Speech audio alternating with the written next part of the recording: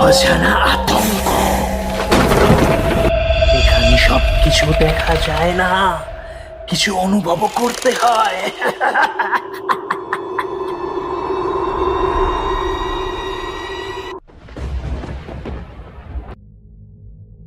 আমাদের আজকের নিবেদন শ্মশান লিপি। আজকের সামগ্রিক গল্পে আমাদের মুখ্য চরিত্রে রয়েছেন তারানাথ তান্ত্রিক। চৈত্রের শেষ, গরমে শহর যেন হাঁপিয়ে উঠেছে ক্রমশ। তারানাথ তান্ত্রিকের পুরনো দক্ষিণ কলকাতার বাসায় তখনও কাঠের সিলিং ফ্যান ধীরে ধীরে ঘুরছিল, একটা তালমাটাল শব্দ তুলে, যেন অনেক পুরনো ঘড়ি এখনো সময় মেপে চলেছে। যাদের সময় আর আমাদের সময় এক নয়, সম্পূর্ণ ভিন্ন। সেই দিনটার কথা আমি কখনো ভুলতে পারি না।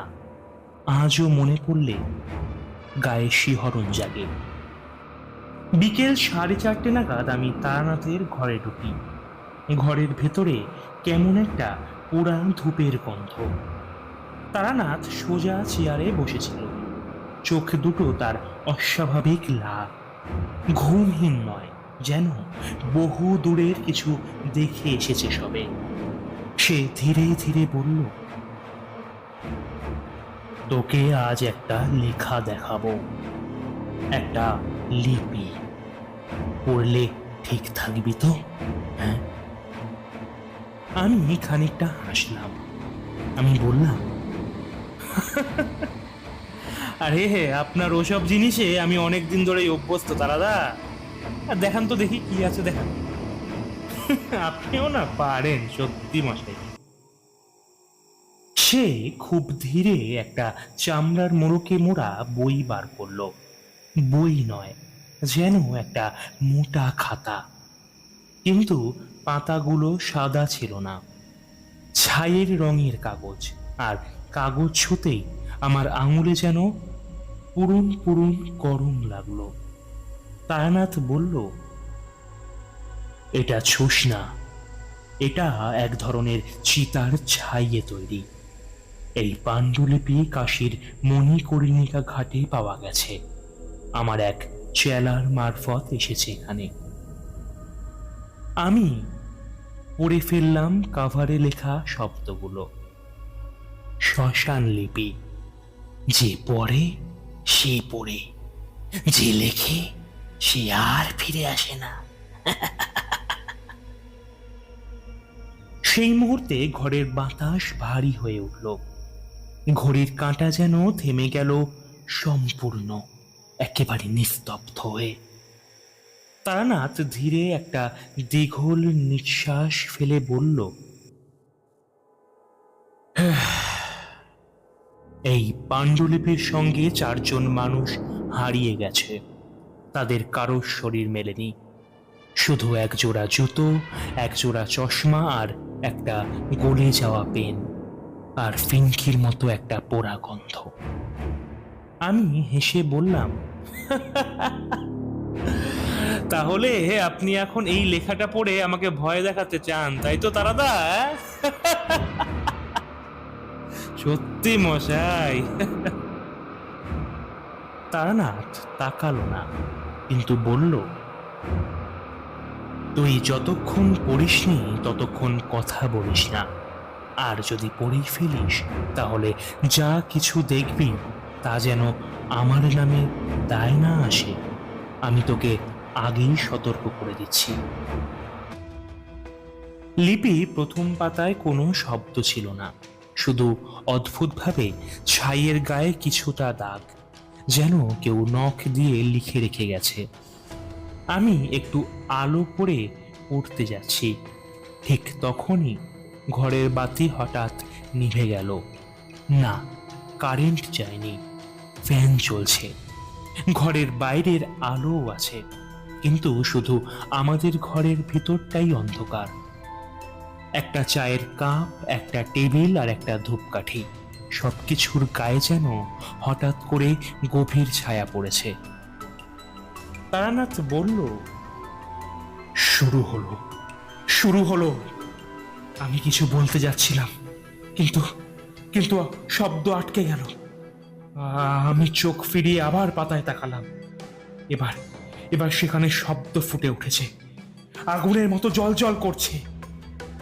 নমন জানাই তাদের প্রতি, যাতে শ্মশানে লেখা হয়, আগুনের হরফ পড়তে জানিস না, তবে চোখ ফুরবে, মুখ গলে যাবে, জিহ্বা স্তব্ধ হলে তখন বুঝবি পাঠ শেষ হলো। আমার কাঁধ ঠান্ডা হয়ে গেল, কানের কাছে যেন কেউ একটা ঠান্ডা নিঃশ্বাস ফেলল। আর তারানাথ কেবল বলল, এই লেখাটা মানুষ লেখেনি, এই ভাষা মানুষের নয়, এটা এক ধরনের মৃত লোকের লিপি। মৃতরা কথা বলে না, তারা লেখে, আর এই লেখা পড়ে ফেললে তারা তোকে দেখে ফেলে। আমি সেই পাতাগুলোর মাঝখানে যেন এক অচেনা শব্দ শুনতে পেলাম, একেবারে ঝপ ঝপ ঝপ করে কিছু শব্দ।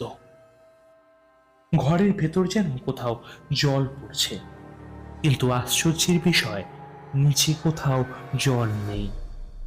আমি টেবিলের নিচে তাকালাম, একজোড়া ভিজে পা ঠিক আমার চেয়ারের পাশে। আমি উঠে দাঁড়াতেই যাচ্ছিলাম, কিন্তু তখনই দেখলাম তারানাথ তান্ত্রিক এক দৃষ্টিতে তাকিয়ে আছে সেই পাণ্ডুলিপির ওপর। তার ঠোঁট কাঁপছে, কিন্তু কোনো শব্দ বেরোচ্ছে না। আমার মনে হলো তারানাথ কাউকে ডেকেছে। না, শুধু ডাকা না, কিছু তুলে আনছে। ঠিক তখনই বাতাসে একটা পচা চুলের গন্ধ ভেসে এলো। চোখ ফিরিয়েই দেখি ঘরের কোণে একটা কালো ধোঁয়া জমছে, তাতে ভাসছে ভাঙা হাত, ছিন্ন মুখ, আর একটা ফাঁকা চোখ কেবল তাকিয়ে আছে এক দৃষ্টিতে আমার দিকে। আমি দাঁড়িয়ে পড়লাম, অতঃপর এই দৃশ্য দেখে হাঁসফাঁস করছি রীতিমতো। আর তখন তারানাথ বলল, তুই পড়েছিস, তোকেই এখন শেষ করতে হবে এটা। আমি চিৎকার করলাম, কি শেষ করব, কি শেষ করবো তারানাথ বাবু? সে বলল, শেষ পাঠ, শেষ পাতায় লেখা আছে কারা বাঁচবে আর কারা পড়বে। ওটা যদি শেষ না করিস তাহলে তোর শরীর ছাই হয়ে যাবে, কিন্তু তোর আত্মা এই ঘরেই আটকে থাকবে চিরদিন ধরে, চিরটা কাল ধরে। ঘরটা কেমন নিঃশব্দ, অথচ ভয়াবহ গর্জনে পূর্ণ হয়ে উঠেছিল। তারানাথ আমার দিকে না তাকিয়ে পাণ্ডুলিপির শেষ পৃষ্ঠাটা উল্টে দিল। পাতাটা ছিল ভস্য সাদা, তাতে রক্তচিহ্নের মতো লাল হরফে লেখা, এই লেখাটুকু যেই পড়বে তার কণ্ঠে মৃতের ভাষা উঠবে, তার চোখ মৃতের দৃষ্টি দেখবে, আর সে ফিরে দেখতে পারবে না। জীবনের কোনো আলো সে আর দেখতে পারবে না, কারণ সে তখন আর জীবিতই থাকবে না, সে পাঠক আর জীবিতই থাকবে না।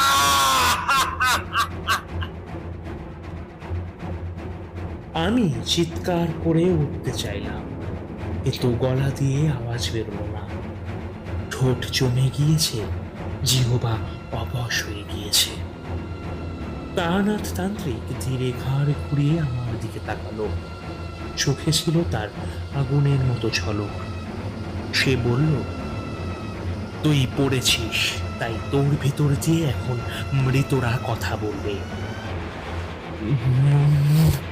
মানে আমার কণ্ঠ কণ্ঠ এমন হচ্ছে কেন? হ্যাঁ, এমন হচ্ছে কেন? কারণ তুই আর কেবল পাঠক নয়, তুই এখন পাঠ বাহক মাত্র। তোর মধ্য দিয়ে এই লেখাটা বাঁচবে। তুই যদি বাঁচতে চাস তাহলে শেষ করতে হবে অক্ষর প্রবেশ। অক্ষর প্রবেশ? অক্ষর প্রবেশ মানে?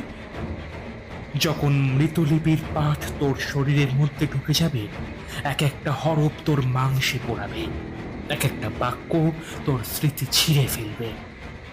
তুই যদি তা সহ্য করতে পারিস তবে ফিরে পাবি আলো, আর না পারলে তুইও ছাই হয়ে যাবি। এই বইয়ের পরের পাতায় হয়ে যাবি তোর নিজেরই লেখা। আমি অবিশ্বাস করতে চাইছিলাম, কিন্তু তারানাথের পেছনের দেওয়ালে এখন ছায়ার মতো ফুটে উঠেছে চারটি মুখ। চারজন, যারা নাকি এই লিপি পড়ছিল। তাদের মুখ পুড়ে গেছে, চোখ গলে পড়েছে, কিন্তু তারা ফিস ফিস করছে, যেন আমাকেই বলছে, শেষ কর, শেষ কর, কথাই শেষ কর, না হলে তুইও হবি আমাদের মতো। তাড়াতাড়ি শেষ কর, না হলে তুইও হবি আমাদের মতো। তারানাথ জানালো এই লিপি এক তান্ত্রিক সংগঠন লিখে রেখেছিল, যারা বিশ্বাস করত লেখা মানেই শক্তি, আর যদি লেখা হয় মৃতের নাম, মৃতের ভাষা, এমনকি মৃতের ছায়ায়, তাহলে সেই লেখা জীবিত পাঠককেও মৃত করে দিতে পারে। এই সংস্থার নাম ছিল অক্ষনরক। তারা মৃতদের ছায়া ছাপত অক্ষরে অক্ষরে, আর লিখত চিতার ছাইয়ে। তারানাথ বলল, তুই কি জানিস কোনো লেখা কখনো মরে না? যে লেখাটা আজ ছুঁয়েছিস সেটা আসলে জীবন্ত। এই লিপি নিজেকে পড়ে ফেলতে চায়, তাই তোকেই বেছে নিয়েছে। কিন্তু কিন্তু আমি তো কিছু চাইনি, আমি তো কিছু চাইনি। চাইলেই কি হয়? যাকে লেখাটা পছন্দ করে তাকেই সে কুড়ে কুড়ে গ্রাস করে। এখন তুই খাবি না, তোর ভেতর দিয়ে ওই লেখা বাঁচবে, এটাই সিদ্ধান্ত, এটাই। ঘরের ভেতরে এবার শব্দ উঠল, ঝট ঝট ফস ফস ফস ফস শব্দ। ঘরের এক পাশে ছাই জমছে, একে একে মানুষের হাত, চোখ, চুল, দাঁত ছাই থেকে গজিয়ে উঠছে। সেই মৃত পাঠকদের দেহ, যারা লেখাটা শেষ করতে পারেনি। তারানাথ তড়াক করে উঠে দাঁড়ালো। সে বলল, আমার কাজ শেষ, এখন তোর শরীরেই পাঠ শেষ করতে হবে। সে নিজের হাতে একটা তামার কলম দিল, তার হেলাল মুখে ভয়াবহ শান্তি। এই কলম দিয়ে শেষ পাতাটা লিখতে হবে তোকে নিজেই। যা দেখিস তাই লেখ, যা শুনিস সেটাই লেখ, না হলে ওরা তোকে ছাড়বে না। তোর আত্মা কাগজে আটকে যাবে, আর তুই নিজেই একদিন পাঠ হবি, পাণ্ডুলিপি হবি। আমি কলম হাতে নিয়ে কাঁপতে কাঁপতে শেষ পাতায় পৌঁছালাম। তাতে লেখা, যদি পাঠ শেষ করতে চাও তবে নিজের ভেতরের মৃত্যুকে লেখো, লিখে ফেলো। তুমি কে ছিলে, কেন এসেছিলে, আর কেন তোমায় পড়াতে হবে, সব লিখে ফেলো, সব। আমার হাত কাঁপছে রীতিমতো, আর আমি লিখতে শুরু করলাম। আমার নাম, আমার যাত্রা, তারানাথের সাথে প্রথম পরিচয়, এই অভিশপ্ত পাণ্ডুলিপি। কিন্তু যতই লিখছি ততই ঘরের দেওয়াল পাল্টে যাচ্ছে ক্রমশ। ঘরটা একসময় অন্ধকার হয়ে শ্মশান হয়ে গেল। আমার টেবিলের ওপর আগুন, পাণ্ডুলিপি জ্বলছে না, কিন্তু আমি ভেতর থেকে, বলা যায় অন্তর থেকে পড়ছি। তামার কলম হঠাৎ গলে যাচ্ছে আমার আঙুলে, আর আমি দেখি লিখে ফেলেছি এক লাইন, এই লেখাটাই আমি, আমি এই ছাই, এই লেখাটাই আমি, আমি এই ছাই, আমি এই ছাই। আর তারপর ঘরের সব শব্দ থেমে গেল। পাণ্ডুলিপির শেষ পাতায় হঠাৎ ফুটে উঠল আমার নিজের ছায়া।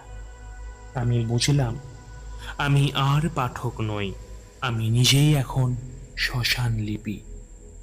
সে রাতে তারানাথ ফিরে এলো না, শুধু জানালায় রেখে গিয়েছিল একটা রক্তমাখা খাম। ভোরের দিকে আমি যখন জানালা খুলে খামটা তুললাম, দেখলাম তাতে লেখা আছে শুধু একটা বাক্য: অক্ষর যেখানে মৃত্যু, সেখানে পাঠকই সবচেয়ে বিপজ্জনক অস্ত্র। হ্যাঁ, যেখানে অক্ষর মৃত্যু, সেখানে পাঠকই সবচেয়ে বিপজ্জনক অস্ত্র। তারপর শুরু হলো তারানাথের ভয়ঙ্কর যাত্রা। এই লিপির উৎসে অক্ষনরক নামের সেই গোপন সমাজে। অক্ষনরক এক রহস্যময় সংগঠন, যার অস্তিত্ব কেউ স্বীকার করে না, কিন্তু যার ছায়া আজও রয়ে গেছে পুরনো শ্মশান পথে, পোড়া দালানের কোণে, আর ভুলে যাওয়া পাণ্ডুলিপির ভেতরে। তারানাথ জানতে পারে এই সংগঠন ছিল একান্ত গোপন এক তান্ত্রিক বর্ণভিত্তিক সম্প্রদায়, যারা বিশ্বাস করত যত অক্ষর লেখা হয় মৃত্যুর ঘ্রাণে, তত জীবন্ত হয়ে ওঠে, ততই জীবন্ত হয়ে ওঠে। তাদের মূল সাধনা ছিল মৃত ভাষা সংরক্ষণ। তারা মৃতের মুখ থেকে কেটে রাখা জিভ মুড়িয়ে বানাতো কলম, আর তাম্রপাতের ওপর ছাই মিশিয়ে লেখাতো সেই অক্ষর, যা জ্যান্ত হতো পড়লেই। প্রতিটি পাঠক হতো পরবর্তী অক্ষনরক বাহক, আর যারা ব্যর্থ হতো তাদের ছায়া, স্মৃতি আর শ্বাস বইয়ের ভেতর অক্ষরে রূপ নিত। তারানাথ কলকাতার এক পুরনো লাইব্রেরির ভেতর গিয়ে খোঁজ পায় একটা চাপা পড়া সিন্দুকের, যার ভেতরে ছিল অক্ষনরকের মূল গ্রন্থ, যার নাম অক্ষস্মৃতি। এই বই শুধু মৃতদের স্মৃতি দিয়ে লেখা নয়, এই বই নিবন্ধিত পাঠকের স্মৃতিও মুছে দেয়। তারানাথ জেনেছিল শুধু একজনই আছেন যিনি এই বইটা একবার খুলে আবার বেঁচে ফিরেছিলেন। তিনি এখন পাগল, অর্থাৎ মানসিক ভারসাম্যহীন, থাকেন বেনারসের এক শ্মশানের পাশে, নাম সদানন্দ মুখোপাধ্যায়। তারানাথ পৌঁছে গেল সেখানে, দেখল সে পাগল লোকটা শুধু একটা কথা বলছে ঘুরে ঘুরে: আমি পাঠ করিনি, আমি লেখা হয়ে গিয়েছিলাম। আমি পাঠ করিনি, আমি লেখা হয়ে গিয়েছিলাম। কি মজা! ওরা আমার ভেতরে লিখে দিয়েছিল। ওরা আমার ভেতরে লিখে দিয়েছিল। আমার আমার স্ত্রীর নাম, ছেলের মুখ, মায়ের মৃত্যু, সব সব ওরা বদলে দিয়েছে। আমি আমি পাঠ করিনি, আমি পাঠ করিনি। কি মজা, কি মজা! তারানাথ ধীরে ধীরে বুঝতে লাগলো এই বইয়ের ভেতরে স্মৃতি পাল্টে ফেলা যায়। তুমি কে, কি করেছো, কার সঙ্গে ছিলে, সব যদি কেউ অন্যায়ভাবে লিখে দেয়, তাহলে তুমি আর তুমি নও, তুমি বইয়ের লেখা হয়ে যাও। এক রাতের গভীরে তারানাথ অক্ষস্মৃতি বইটা খুলল, যার প্রথম পাতায় লেখা: এই বইয়ের পাঠক নিজের স্মৃতি বিসর্জন দিক, নিজের লেখা ভুলুক, এরপর সে যা পড়বে তা হয়ে যাবে তার একমাত্র সত্য। আর যদি কেউ সত্য জানতে চায়, তাকে ঢুকতে হবে লেখার ভেতরে।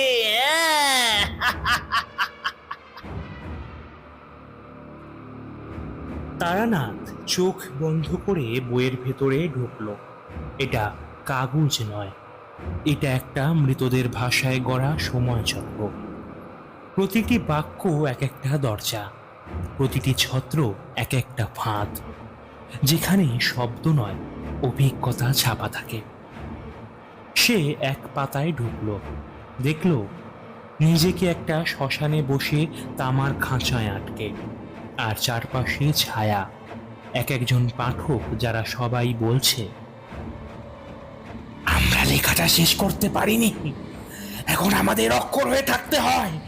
আমরা পারিনি লেখাটা শেষ করতে।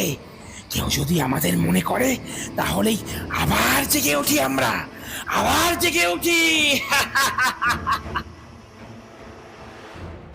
তখনই তারানাথ দেখতে পেল একটা হাড় সাদা পৃষ্ঠা, যেখানে লেখা তারানাথ তান্ত্রিক, জন্ম 1869, আর মৃত্যু সেটা ক্রমশই অজানা।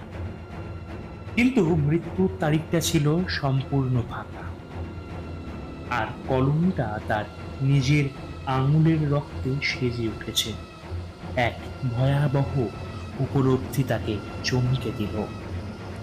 এই বই তাকে লেখাতে চায় নিজের মৃত্যুর তারিখ, কারণ সে একমাত্র পাঠক যে এখনো প্রাণে বেঁচে আছে।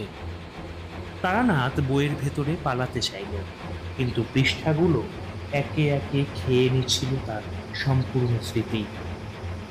সে ভুলে গেল নিজের মেয়ের নাম, নিজের সাধনার সূত্র, কোনোদিন সে প্রথম শ্মশানে বসেছিল। সমস্ত কিছুই সে ভুলে গেল। এবং ঠিক সেই মুহূর্তে এক সাদা অক্ষরে লেখা নাম চোখে পড়ল তার, শুভজিৎ। এই নাম, এটা তো তোমার নাম। তারানাথ বুঝল এই লেখার পরবর্তী বাহক তুমি। এই কারণেই বইটা তোমার কাছে পৌঁছেছিল, এই কারণেই তুমি শুনছো এই গল্প, কারণ তোমাকে এই লেখাটা শেষ করতে হবে। তোমাকে লিখতে হবে নিজের ভয়, নিজের অন্ধকার আর নিজের মৃত্যু। তারানাথ শেষমেশ বইয়ের বাইরে ফিরল ঠিকই, কিন্তু তার কণ্ঠে শব্দ ছিল না, তার চোখে আলো ছিল না। সে আর মানুষ নয়, সে এখন একটি পৃষ্ঠা, একটি অক্ষর। তোমার সামনে একটি গল্পের রূপ। ঘর সম্পূর্ণ নিস্তব্ধ, তুমি একা, শুধু সামনে রাখা সেই রক্তাক্ত খাম, তাতে আজও লেখে আছে কালো মাখা গন্ধ, পুরনো ছাঁচ, পোড়া মাংস আর কোনো অজানা ত্বকের মতো চামড়ার গন্ধ। খাম খুলতেই দেখলে একটা ছোট চিরকুট। এবার তুমি লেখো। তারানাথ এখন পাঠ, তুমি পাঠক, লেখক। এই মুহূর্তে তুমি সেই পরবর্তী বাহক, যার স্মৃতি, যার ভয়, যার অন্ধকার এবার অক্ষরে বাঁধা হবে। এবং ভুলে যেও না, পাঠের ভেতরে ঢুকে যাওয়া মানেই সেখান থেকে আর কেউ ফিরে আসে না। বইটা এখনো খুলে বসে আছে, তোমার দৃষ্টি পড়ে এক নতুন পাতায়। সেই পাতার উপরে অদ্ভুত লালচে কালিতে লেখা, লেখক শুভজিৎ, অবস্থান পরিচিত সময়ের শেষ স্তর, প্রস্থান অজানা শ্মশানের বর্ণশিরি। আর নিচে লেখা, তোমার প্রথম ভয় কি জানো? হঠাৎ তুমি শুনতে পাও কান ঘেঁষে একটা ফিসফিসানি শব্দ, ঠিক যেন বইয়ের ভেতর থেকে কেউ ডেকে বলছে, তোমার সেই রাতে কি ঘটেছিল বলো আমাদের, আমরা তাকে লিখে ফেলবো, তাকে স্মৃতি থেকে অক্ষরে আনবো। কি ঘটেছিল সেই রাতে বলো, বলো আমাদের, বলো আমাদের।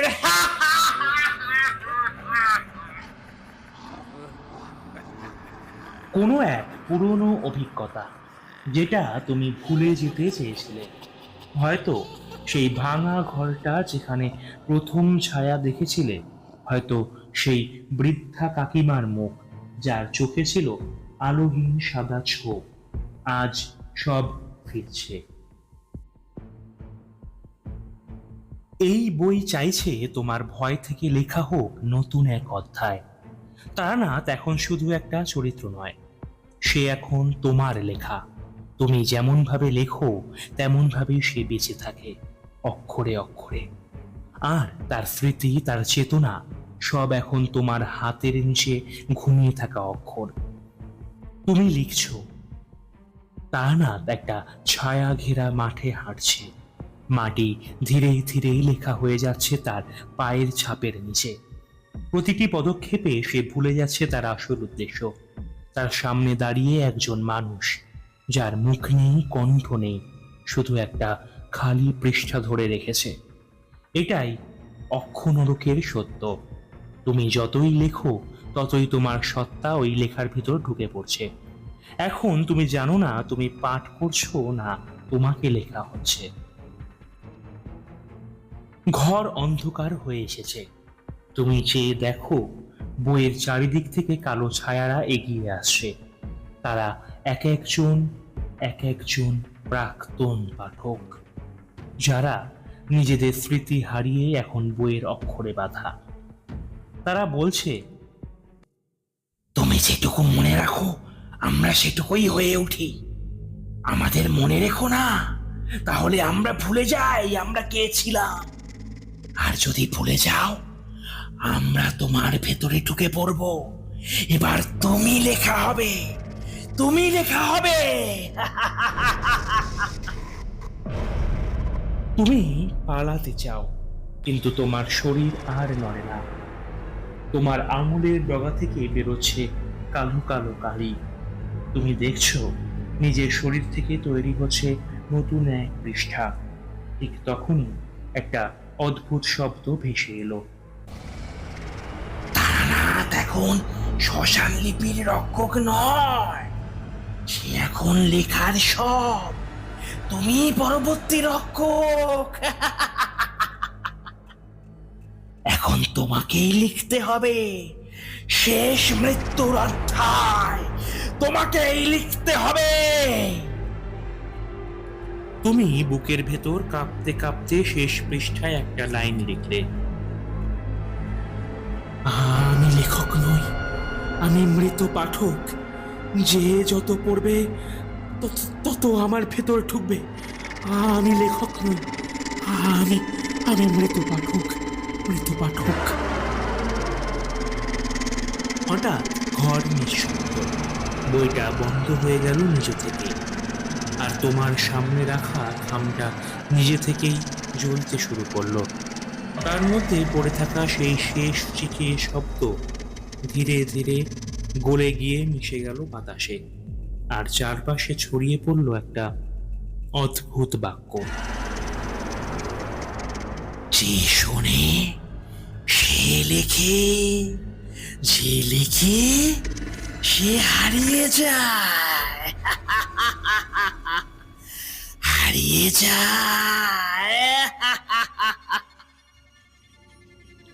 তুমি ভাবছো এই সবই হয়তো শুধু একটা গল্প, তবে এখন থেকে এই শব্দগুলো তাহলে কি লিখছে?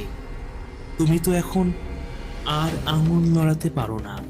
তোমার চোখ নিথর, হৃদস্পন্দন ম্লান, আর তোমার বুকের ঠিক মাঝখানে জেগে উঠেছে একটা কালো অক্ষর, যেটা কেউ কোনোদিন লেখেনি, কিন্তু তবুও ছিল অক্ষরের নাম নরলিপি।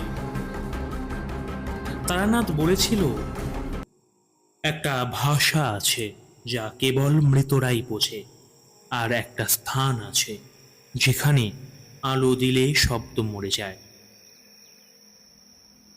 সেই স্থানই বর্ণাঢ্য শ্মশান।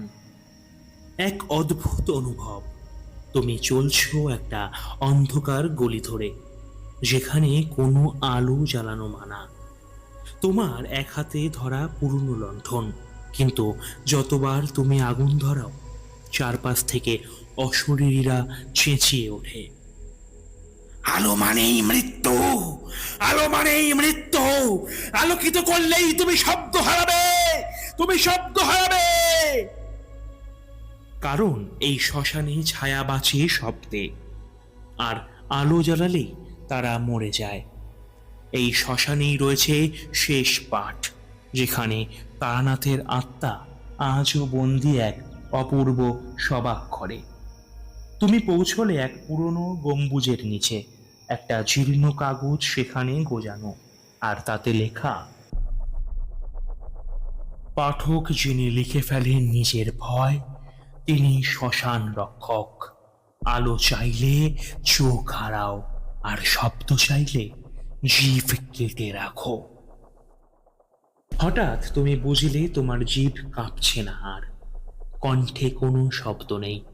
তুমি কেবল অনুভব করছো ভয়, আর সেই ভয় ধীরে ধীরে গলে যাচ্ছে তোমার ত্বকের নিচে এক অদ্ভুত অক্ষরে। তখনই শোনা গেল তারানাথের গলা, কিন্তু গলার ভেতর কোনো মাংস নেই, শুধু একটা ভাঙা কণ্ঠ যা কেবল মৃত শোনে। তুই এলি, তুই লিখছিস, আমার মৃত্যু শেষ হয়নি, তোর ভয় হবে আমার পুনর্জন্ম। তুই না লিখলে আমি আটকে যাব। আমাকে শেষ কর, তাড়াতাড়ি আমাকে শেষ কর। তুমি দেখতে পেলে এক মৃতদেহ, যার চোখ নেই, মুখ নেই, কেবল পেট থেকে বেরিয়ে আছে এক পুরনো কালি ভরা কলম। তুমি সেই কলমটা হাতে তুললে, আর তখনই চারপাশে সব আলো নিভে গেল। তুমি হারালে আলো, ফিরে পেলে লেখা। শেষ পর্যায়ে তুমি লিখছ, এই শ্মশান এক অন্ধকার ভাষার দাস। এখানে প্রতিটি ছায়া এক একজন লেখক, যারা আলো পেলেই মারা যায়। আমি এখন সেই শেষ পাঠক। আমি শব্দের ভেতর মরছি, আর তারানাথ, সে আমার কলমে আবার জন্ম নিচ্ছে। লিখে শেষ করার পর তুমি আবার বইটা বন্ধ করতে চাও, কিন্তু বই নিজেই ফিসফিস করে বলে ওঠে, শেষ পৃষ্ঠা তো তুই নিজে। কিভাবে নিজেকে বন্ধ করবি তুই? কিভাবে বন্ধ করবি?